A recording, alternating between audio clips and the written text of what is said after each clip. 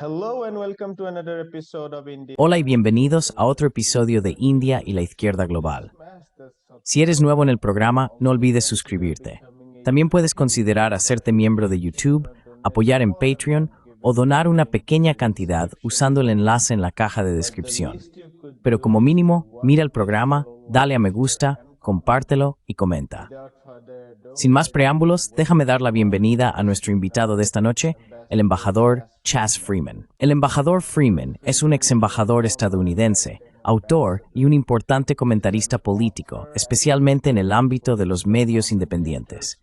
Embajador Freeman, bienvenido de nuevo a India y la Izquierda Global. Welcome back to India and Global Left. Encantado de estar contigo, Jyotishman. We have been covering the new ceasefire. Hemos estado cubriendo el nuevo acuerdo de alto el fuego en Gaza y las fuerzas militares israelíes han estado evacuando de partes del territorio. Cabe señalar que esto solo afecta a una parte de Gaza, no a su totalidad.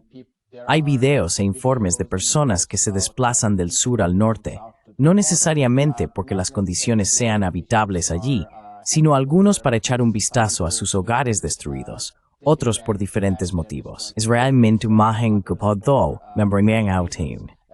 Siniswistuen mivo, into importancia del alto el fuego. What's your impression of the significance of this ceasefire? Well, it has yet to be established as an Bueno, ceasefire. aún no se ha establecido como un alto el fuego efectivo.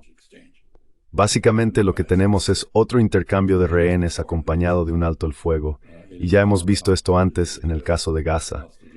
Es la forma en que los rehenes, los israelíes y los palestinos retenidos en cárceles israelíes, muchos de ellos con cargos falsos o sin cargos en absoluto, han sido liberados en el pasado. Por otro lado, está el hecho de que Israel tiene un historial perfecto de violar todos los altos el fuego a los que accede. El caso del Líbano es un ejemplo claro. Israel acordó retirarse del Líbano, acordó un alto el fuego, pero no se ha retirado y ha violado el alto el fuego 4.600 veces. Así que existe una posibilidad muy alta, dadas las políticas conflictivas de ambos lados, de que se produzca una violación del alto el fuego.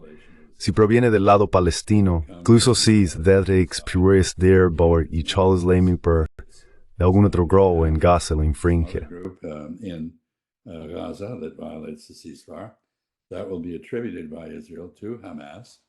And it Eso será atribuido por Israel a Hamas y se utilizará como justificación para reanudar los bombardeos a gran escala. Mencionaste que la retirada israelí, que no es una retirada completa, abarca aproximadamente el 60% de Gaza. El 40% ya no está, al menos directamente, ocupado por los israelíes. Pero por supuesto siguen ocupando Gaza, siguen allí. Y en Israel, la política refleja la de Gaza. Ya sabes, Hamas es relativamente razonable. Algunas otras facciones no lo son. En Israel tenemos a la ultraderecha sionista mesiánica diciendo que no acepta el alto el fuego, aunque el gabinete de guerra haya votado a favor. Tenemos al primer ministro Netanyahu diciendo que planea reanudar la guerra. Evidentemente el presidente Trump ejerció mucha presión sobre él, pero el ejemplo del Líbano una vez más es pertinente. The example of Lebanon again is apposite. That pressure will not continue. Esa presión no continuará. Which has a virtual En el caso del Líbano, Estados Unidos, que cuenta con un virrey virtual en la persona de nuestro embajador en Ankara, Turquía, Tom Barak, no ha ejercido presión sobre los israelíes. Al contrario, Barak ha respaldado básicamente el trato de Israel hacia su vecindario como un campo de bombardeo sin regulación, donde puede bombardear cualquier cosa y todo, se mueva o no. Así que no estoy convencido de que esto sea más que otro destello engañoso, no un acuerdo serio y duradero. Permítame decir aquí que el único asunto que se ha resuelto es el de los rehenes. Pero ese no es el problema en Gaza, ni entre Israel y Palestina. El problema es la autodeterminación palestina. El problema es el genocidio israelí de los palestinos. El problema es el fracaso y la negativa de Israel a reconocer cualquier derecho por parte de los palestinos, su demonización y deshumanización. their demonization and dehumanization. None of that has changed, nor has Israel's. Nada de eso ha cambiado, ni tampoco la ambición del sionismo de expulsar a todos los palestinos de Palestina. Y mientras contemplamos un alto el fuego por un corto tiempo, probablemente, en mi opinión, en Gaza, los israelíes están ocupados desalojando a la gente de sus hogares en Cisjordania. Así que creo que soy muy escéptico. Sé que el asunto se ha malinterpretado como un problema de rehenes, y todo el mundo está eufórico. Me alegra mucho que los rehenes de ambos lados estén siendo liberados. Supongo que los israelíes cumplirán esa parte del acuerdo. Sé que Hamás hará todo lo posible por hacerlo. Y concluiré diciendo que, al liberar a los rehenes de su lado, Hamás no renuncia a gran cosa, porque la posesión de esos rehenes ha fracasado claramente en persuadir a Israel para que negocie con sinceridad sobre cualquiera de las cuestiones fundamentales.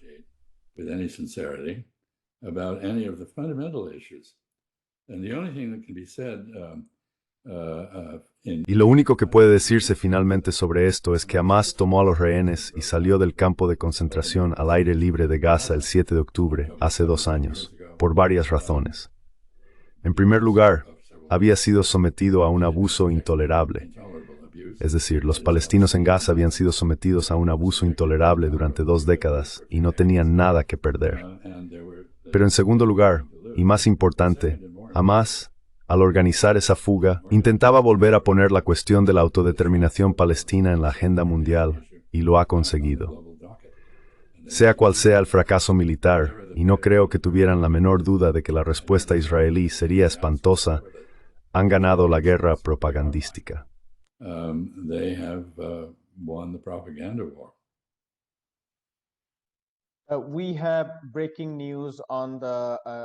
Tenemos noticias de última hora sobre algunos de los nombres en el intercambio de cautivos. Antes había mucha especulación sobre algunos palestinos de alto perfil, en particular Marwan Barghouti, de Fatah, con quien Hamás mantiene una muy buena relación, pero también Ahmad Saadat, del FPLP, y un par de importantes dirigentes de Hamás, como Hassan Salameh y Abbas al-Sayed. Los medios israelíes han publicado ahora los 250 nombres de los que cumplen cadena perpetua, y ninguno de estos nombres está incluido.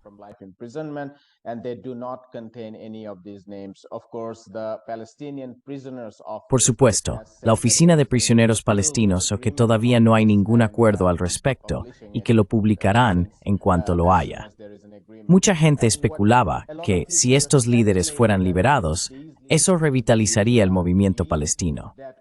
Al menos alguien como Marwan Barghouti, que cuenta con un amplio apoyo entre los palestinos, sería muy beneficioso para el objetivo final de la creación de un Estado palestino, que también necesita un movimiento fuerte. No ha permitido.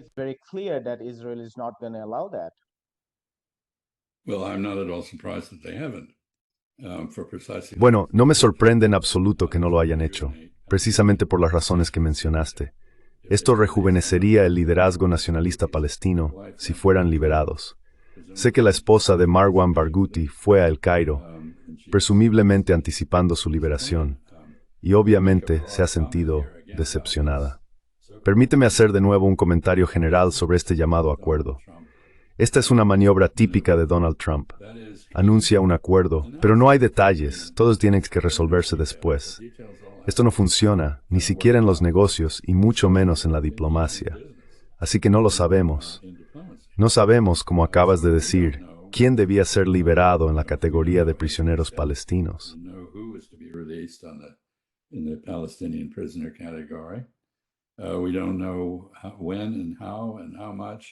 No sabemos cuándo, cómo o en qué medida los israelíes se retirarán realmente. Sé que continuaron bombardeando Gaza hasta el momento mismo del acuerdo, así que están entrando en vigor. Esto es obviamente un mensaje de que están bastante preparados para volver, y probablemente lo harán, en mi opinión, por las razones que mencioné. Así que creo que, como dije, la euforia es prematura. Si vamos a intentar crear paz, en lugar de simplemente apaciguar a los palestinos, entonces tendrá que haber un nivel de negociación y una restauración, o más bien un establecimiento, de confianza entre las partes, que está totalmente ausente. Creo que Hamás, y los palestinos en general, no voy a decir nada muy amable sobre la autoridad palestina, que es básicamente un subcontratista de la ocupación.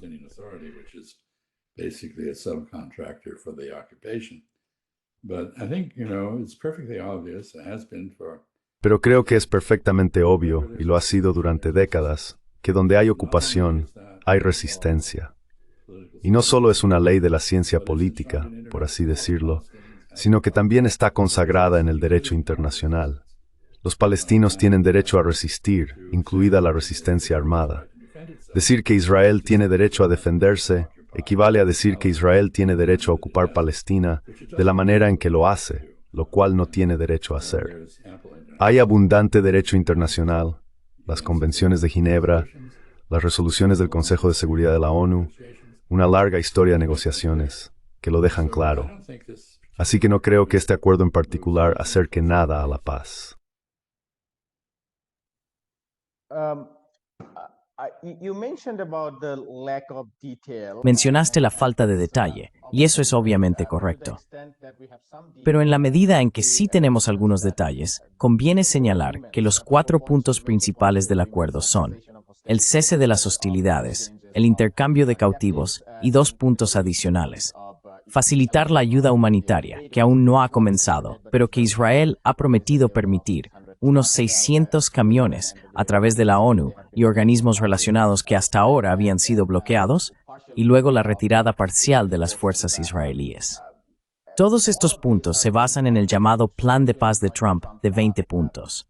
Ese mismo plan, en el que supuestamente se basan la segunda, tercera y cuarta fases, incluye cláusulas inaceptables como la desmilitarización total de Gaza y la rendición de Hamás, ninguna de las cuales ha sido acordada y con toda probabilidad nunca lo será. ¿Cuál es tu impresión de lo que ocurriría en la segunda, tercera y cuarta fases? I think very little will happen. I think that Creo que ocurrirá muy poco. Ya hemos tenido un acuerdo antes en el que se implementó la fase 1, pero las fases 2 y 3, en aquel caso eran 3 fases, en este caso 4, no se llevaron a cabo. Israel repudió el acuerdo. No veo ningún motivo para creer que esta experiencia vaya a ser diferente. Y permíteme decir de nuevo que no es una buena práctica anunciar un acuerdo por fases en el que las más difíciles se posponen y no se pactan. También señalaría que este llamado plan de paz, que en realidad no es un plan de paz, es un plan para desarmar a Hamás y destruir o eliminar toda la capacidad palestina de defenderse. Palestinian ability to defend themselves. This was not coordinated at all with any Palestinian. Esto no fue coordinado en absoluto con ningún palestino, ni siquiera con la autoridad palestina, que responde muy bien al dinero que le da a Estados Unidos, y con Israel, con quien coopera en la ocupación. Desde luego, Hamás no fue consultado. Así que creo que lo que tenemos en el caso de la decisión de Hamás de liberar a los rehenes es un movimiento oportunista. No tenían mucho que perder al hacerlo y podrían incluso ganar un poco de buena voluntad. Pero sospecho que ahora se revelará que Israel nunca estuvo realmente preocupado por los rehenes, ni realmente por Hamás como tal, sino que intenta aniquilar, exterminar, borrar el nacionalismo palestino, algo que no logrará. Y permíteme hacer una última observación al respecto. Which it will not succeed in doing. And let me make a final observation here, and that is, if you deny those Y eso es, si niegas a quienes están siendo ocupados, asesinados, mutilados y privados de atención médica y alimentos, cualquier medio para aliviar su sufrimiento, y los empujas al exilio, que es lo que Israel está intentando hacer, entonces tendrás un enemigo global, no local. Creo que es muy probable que, dado que este acuerdo es tan descaradamente unilateral e injusto, algunos palestinos al menos tomen las armas contra israelíes en todas partes. Y aquí señalo que hay unos 7,5 millones de palestinos en la diáspora en todo el mundo, no solo en el mundo árabe sino también en otros países, y ahora tienen toda la motivación para extender el conflicto a israelíes o simpatizantes de Israel en todo el mundo. No me sorprendería ver eso. Creo que sería trágico, pero es el resultado natural de un enfoque increíblemente equivocado para lograr la paz en Tierra Santa. misguided approach to producing peace in the Holy Land. That same agreement mentions the very Ese mismo acuerdo menciona la cuestión muy importante del Estado palestino al final. El 20º punto trataba sobre la condición de Estado palestino. y dice que, si todo lo demás va bien, entonces se organizarán conversaciones y negociaciones entre palestinos e israelíes. Y ese nosotros se refiere a Trump y al actor Enrique Hoffa, algo que recuerda a la época del mandato. Así que de hecho, creo que es justo decir que en Palestina el mandato nunca terminó realmente. Han estado gobernando Palestina mediante un mandato durante más de 100 años. No quiero hacer de abogado del diablo, pero sí plantear un punto que algunos analistas están señalando, al menos en lo que respecta al alto el fuego, no a un plan de paz integral, sino a un alto el fuego en el sentido de alejarse de la escala genocida. Dicen que Trump se ha implicado personalmente esta vez, lo cual es diferente de la fase de enero a marzo, que fue negociada principalmente por la administración Biden-Harris y que esta vez se lo están tomando más en serio. ¿Cuál es tu respuesta a esa línea de argumentación? What's your response to that line of argument? Well, I think that was crucial. Bueno, creo que eso fue crucial. Khalil Hayati, el portavoz de Hamas, dio gran importancia a la garantía personal de Trump sobre el acuerdo y sus distintas fases. Pero tengo que decir que el historial de Trump no inspira mucha confianza en ese sentido. Estamos hablando de un hombre muy cambiante, muy voluble y muy ligado a los intereses israelíes. No hace tanto tiempo que Netanyahu iba por ahí presumiendo de tener control sobre Trump y demostró ese control en numerosas ocasiones. ¿Hay alguna razón para creer que lo ha perdido? No lo creo. De hecho, pienso que están ocurriendo cosas a nivel mundial y en mi país que son desfavorables para Israel y mucho.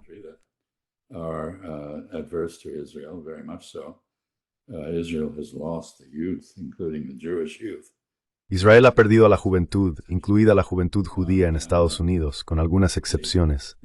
Y la respuesta a eso ha sido que un grupo de multimillonarios sionistas compre TikTok e intente manipular el algoritmo para censurar información sobre Israel y promover información positiva sobre Israel entre el gran número de jóvenes, alrededor del 70% que obtienen todas sus noticias de TikTok, lo cual es un pensamiento inquietante, debo decir.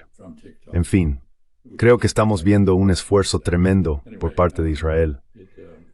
Creo que han invertido unos $145 millones en dinero declarado en la manipulación de las redes sociales en Estados Unidos, un proyecto del Ministerio de Asuntos Estratégicos de Israel. Obviamente se sienten bastante desesperados, acorralados.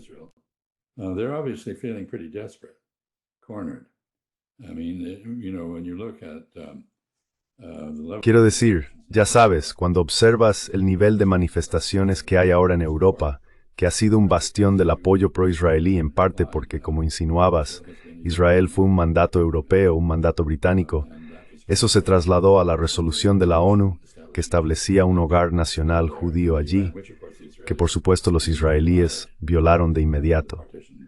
La partición no se llevó a cabo de la manera autorizada, sino por la fuerza. Israel conquistó territorio asignado a los árabes. En fin, sigo pensando que este es un asunto global. Y el título de tu programa, Izquierda Global e India e Izquierda Global, creo que refleja que percibe como una empresa colonial, y con razón.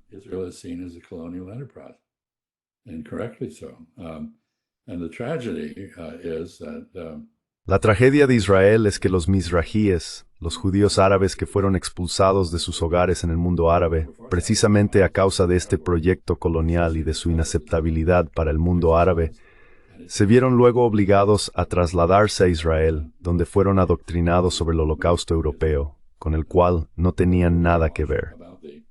En realidad, nadie en el mundo árabe tuvo nada que ver con eso.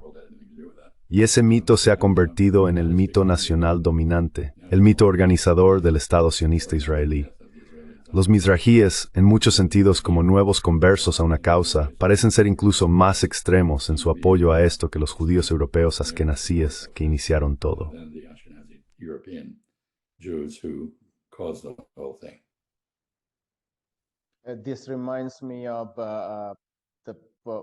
Esto me recuerda a la expansión de diversos estados musulmanes en Asia Central entre los siglos H y IX. Quiero decir aproximadamente entre los siglos IX y X, cuando el imperio persa se debilitó y se desintegró. El Islam se extendió más allá de su lugar de origen, y los nuevos conversos asumieron esos proyectos de expansión. Se volvieron más apasionados religiosa y políticamente, porque al ser nuevos conversos, necesitaban buscar legitimidad en la fe, volviéndose más extremos.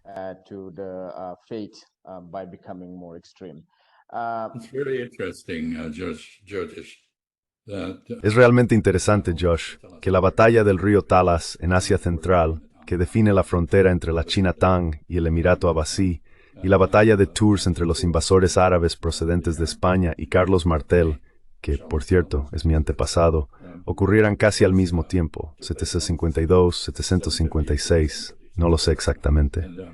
Y tienes toda la razón, los conversos tienden a ser más apasionados que aquellos que simplemente nacen dentro de una fe. Y eso es un problema. Es un problema no solo para los musulmanes o los hindúes, es un problema para los judíos, es un problema para los cristianos. Y no sé qué pasa con los budistas, no creo que sean muy agresivos en general. Pero sí, esta es una complicación muy interesante porque el peso del sionismo recae ahora principalmente en los judíos árabes, no en los judíos europeos. the weight of Zionism is now borne mainly by the Arab Jews, not by the European Jews. Just the side comments on the Buddhists. Solo un comentario al margen sobre los budistas. No es del todo exacto si uno piensa, por ejemplo, en Sri Lanka, porque las fronteras singalesas han sido extremadamente, bueno, no lo clasificaría como religioso, sino étnico. Sí, pero la mayoría de estos llamados movimientos religiosos que conocemos son siempre político-religiosos. Quiero decir, siempre están combinados con la etnicidad. They're always combined, and ethnicity. That's correct. I mean, actually, I went to Eso es correcto. Quiero decir, en realidad fui a Sri Lanka cuando estaba en Tamil Nadu en los años 60. Escribí un mensaje porque hablaba bastante bien tamil y fui al norte de Sri Lanka. Dije, aquí va a haber una guerra civil y lo informé. Nadie prestó atención, por supuesto. Pero esto es como la cuestión, ya sabes. La gente dice, bueno, el gobierno israelí debía de saberlo del 7 de octubre. Sí, los egipcios advirtieron al gobierno israelí. Sí, algunos agentes de inteligencia de bajo nivel descubrieron lo que jamás estaba planeando. Pero el liderazgo, el nivel político, hizo lo que suele hacer cuando una noticia indeseada se enfrenta a una perspectiva política arraigada. encounters an entrenched policy perspective. They were using Hamas to divide Palestinians. Estaban utilizando a Hamas para dividir a los palestinos. Pensaban que tenían a Hamas bajo control. Estaban confiados. Así que parte del estamento israelí sabía lo que iba a ocurrir, pero en esencia eran irrelevantes. De hecho, cuando comenzó el movimiento en el lado de Gaza de la frontera, de la valla, parece que a algunos soldados israelíes se les ordenó no intervenir, no reaccionar, porque no se consideraba algo grave. En cualquier caso, es una muestra, si se quiere, de su premprisalim y pesobon es no morir de poth. Y mara atanar que su estado en Easter 4. That's what we're seeing in this ceasefire. I want to come to your point about.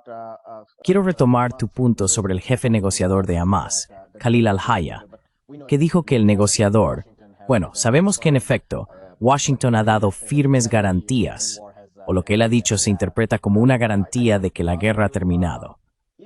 Quería preguntarte, ¿hay algún interés para Trump y su administración si se rompe este alto el fuego? Porque, al parecer, también hay mucho descontento dentro de su propio electorado. Cuando pensamos en Trump, Tucker Carlson, Candace Owens y otros, hay un sector dentro del movimiento conservador del que depende la política de Trump que se ha vuelto completamente en contra de Israel. ¿Hay alguna presión que venga de ese electorado?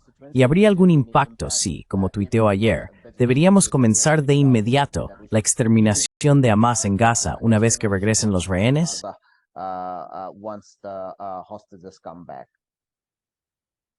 Well, I wish I could agree that there is effective pressure. Bueno, ojalá pudiera estar de acuerdo en que existe una presión efectiva por parte de esas figuras de la derecha. En su mayoría son derechistas en línea, personas que se comunican a través de los medios alternativos, los medios independientes como los describiste antes. No creo que el presidente Trump sea receptivo a ellos. No ha mostrado ningún signo de serlo.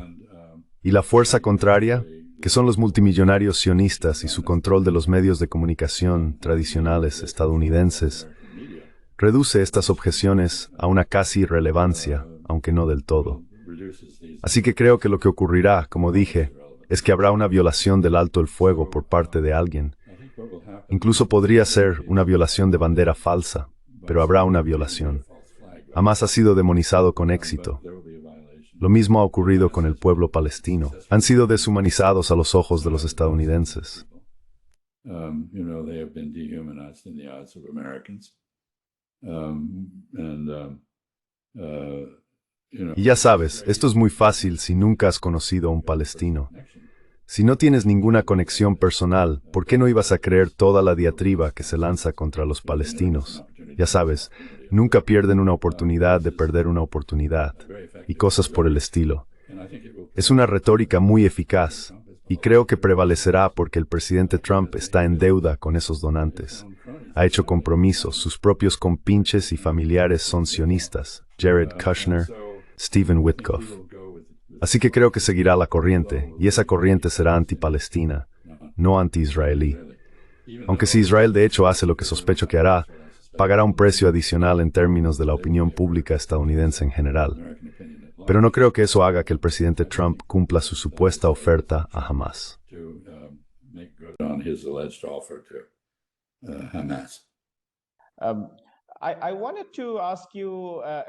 Quería preguntarle sobre el mundo árabe. Por supuesto, hemos visto lo ineficaces que han sido, en términos generales, pero algunos analistas dicen que ha habido mucha presión dentro del propio mundo árabe, porque sus calles están en silencio, pero está bastante claro que la gente está muy insatisfecha con esta incapacidad para detener el genocidio en Gaza. También hay informes que sugieren que, colectivamente, el mundo árabe tiene cierta influencia en Washington. Me pregunto cuál es su análisis sobre el papel del mundo árabe en todo este proceso de genocidio y alto el fuego.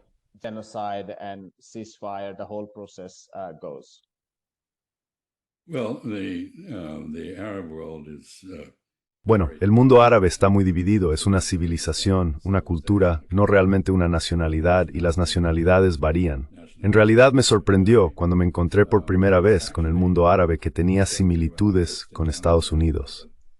Es decir, no se puede saber cómo será un estadounidense. Puede ser negro, moreno, blanco, amarillo, lo que sea.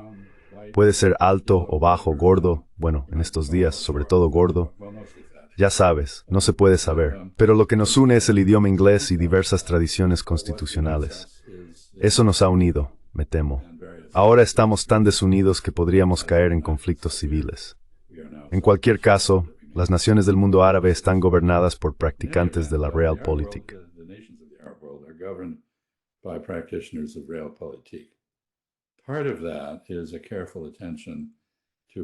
Parte de eso consiste en prestar una atención cuidadosa a la opinión pública, manteniéndola por debajo del nivel en que estalla en una oposición activa. Y se han vuelto muy buenos en eso. Esos países del Golfo que cuentan con abundantes recursos financieros tienen la costumbre de sobornar al público para que permanezca en silencio. Lo vimos durante la llamada Primavera Árabe, aunque no me gusta ese término, prefiero levantamientos árabes, hace unos 14 o 15 años. En fin, creo que la Realpolitik, la otra parte de la cuestión, es la capacidad de hacer un cálculo frío del interés nacional. Lo que me resulta interesante no es que las poblaciones árabes sean ahora visceralmente anti-israelíes. Eso no significa que sean pro-palestinas, por cierto, porque hay mucho tribalismo en esa mentalidad.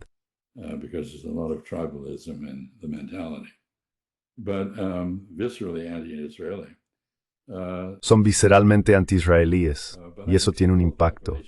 Pero creo que el cálculo frío tiene uno mayor, y por eso se ve a los países árabes acercándose a Irán, a Turquía, situándose en un contexto más amplio a través de la Organización de Cooperación Islámica, con sus 57 miembros. Países como Malasia desempeñan un papel muy activo dentro de esa constelación. El mundo árabe se está separando poco a poco de su dependencia de Occidente. Está desarrollando nuevas relaciones con países del sur y del este, India, China, y por supuesto gran parte de él ha mantenido una relación constructiva con Rusia, primero en forma Unión Soviética y ahora de la Federación Rusa. In the form of the Soviet Union and now the Russian Federation.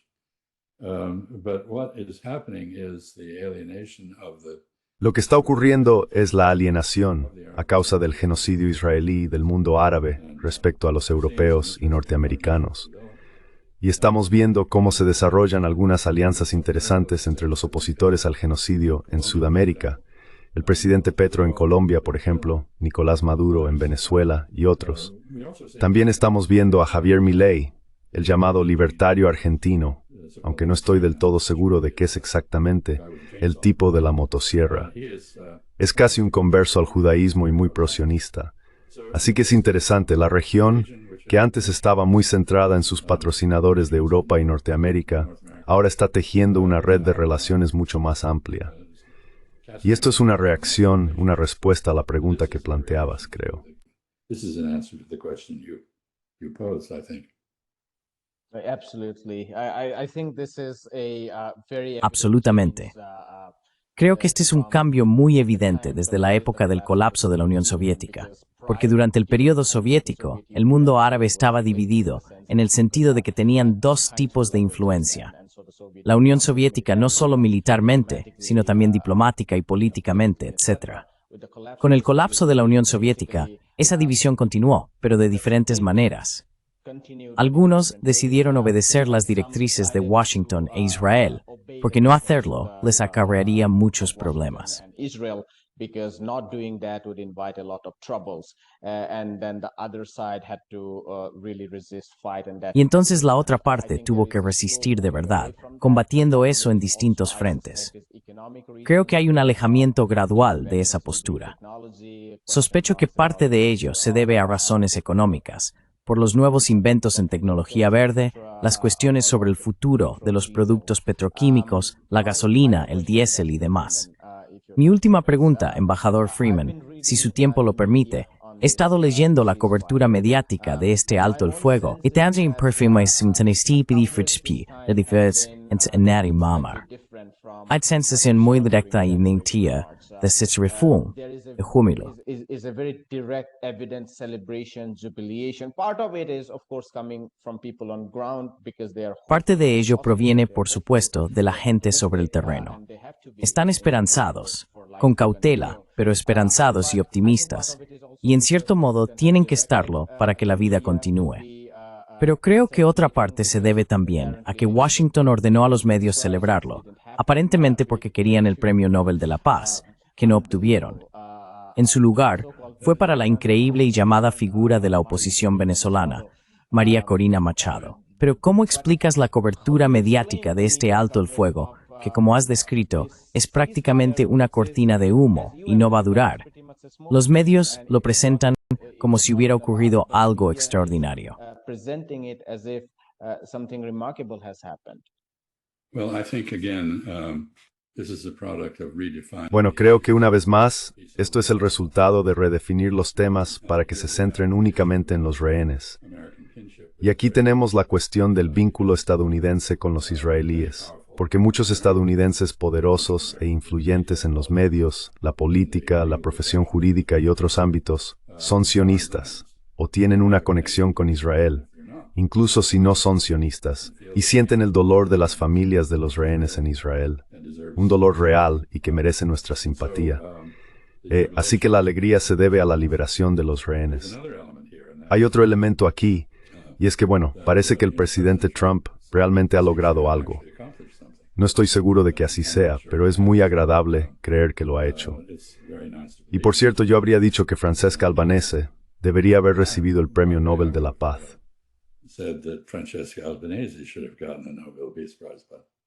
Absolutely. I mean, there are many candidates. Some said. Absolutamente. Quiero decir, hay muchos candidatos. Algunos mencionaron a Greta Thunberg, otros a Francesca Albanese. Pero yo incluso diría que Trump, el ejecutor del genocidio, habría sido mejor que María Corina Machado. Pero eso es debatible. Corina Machado. But that's debatable. I'm not sure about that, but it is. No estoy seguro de eso. Pero ya sabes, es irónico. Y obviamente el Comité Nobel está cubriéndose las espaldas al seleccionar a alguien que forma parte de una operación de cambio de régimen en Venezuela para recibir el premio. Y me pregunto, mi reacción ante esto en realidad es un poco diferente. Pensé, este es el último suspiro de la arrogancia occidental. Así que, ¿qué estamos haciendo? Estamos interfiriendo en los asuntos internos e intentando redirigir la política de un país que, si lo piensas bien, en realidad forma parte de Occidente, aunque no se le considere así. Y por tanto, ¿con qué derecho se creen ahora los europeos para hacer eso? Incluso los noruegos, gente encantadora, muy rica y segura de sí misma, y árabes de ojos azules, como se les llama. Blue-eyed Arabs, as they're called. Even Norwegians. Sabes, incluso los noruegos, suecos y otros en ese paraíso septentrional que es Escandinavia, ya no tienen la autoridad moral que tenían antes, en gran parte por el genocidio en Palestina, pero también por los dobles raseros aplicados a Ucrania y la cobertura engañosa de la guerra en Ucrania. Eso ha creado lo que yo llamo la coalición de los engañados en Europa, un grupo que se imagina que practica una política exterior de fantasía, que es incluso menos creíble que la liga de fútbol de fantasía. Como pasas parte del tiempo en Chicago, sin duda sabes de lo que hablo. En fin, creo que esta reacción es localista y no creo que dure mucho. Los rehenes saldrán, los cuerpos saldrán. Quizá no tan rápido, porque llegar hasta ellos va a ser un verdadero problema, pero Israel rastreará cualquier túnel que conduzca a un cuerpo y lo volará después. Así que no estoy seguro de cuánto durará la euforia.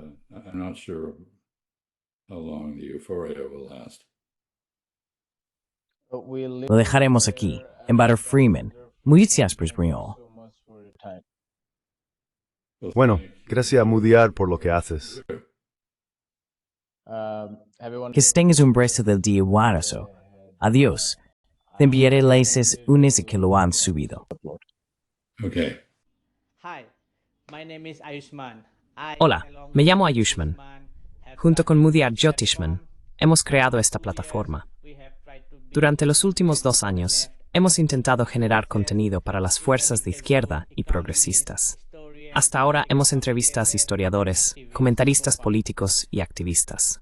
Si te ha gustado nuestro contenido y quieres que construyamos un archivo para la izquierda, tengo 2 peticiones para ti. Por favor, considera hacer una donación a la causa. El enlace está en la descripción de abajo. Y si no puedes hacerlo, no te sientas mal. Siempre puedes dar me gusta y compartir nuestros videos con tus camaradas. Por último, no olvides pulsar el botón de suscribirte. Don't forget to hit the subscribe button.